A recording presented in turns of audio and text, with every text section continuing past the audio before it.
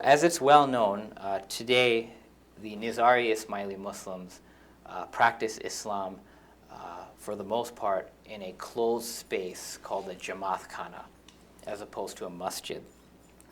Now, historically, Ismaili ritual practice has had two components.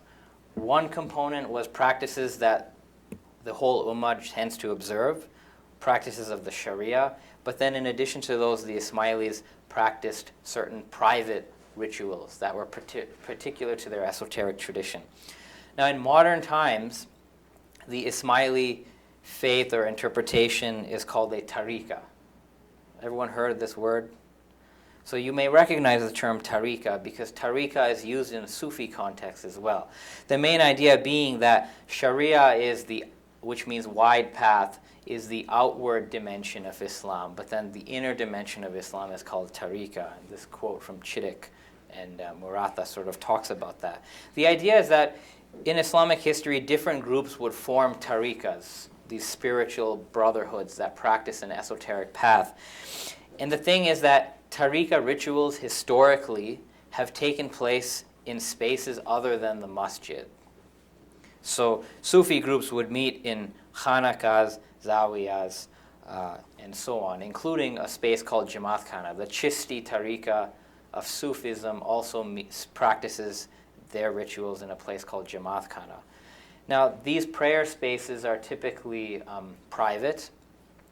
They're only open to people who've given bayah, which is a sort of spiritual promise and allegiance to the sheikh of that tariqa. So if you try to go to a Sufi place of worship, there's a chance they may not let you in because you haven't given bayah, you're not a member of that Sufi tariqa. In the same spirit, the Ismaili Jamaatkhana, where the Ismaili rituals take place, is only open to the murids of the Ismaili tariqa, those who've given bayah to the Ismaili imam. And some people today will question this in the name of democracy or equal opportunity or something like that. But we have to remember that a bayah the word literally means buying and selling. So to give bayah to a sheikh of any tariqa is to enter into a spiritual transaction with that tariqa. So everything that happens in a Jamaatkhana or a khanaqah or so on is part of that spiritual transaction.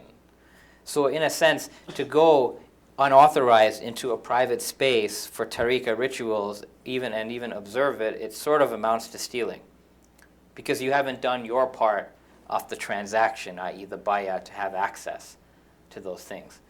Nevertheless, that doesn't mean people, cannot. Those who choose to give bayah to the imam, there are processes in place for that, but there is an initiation involved.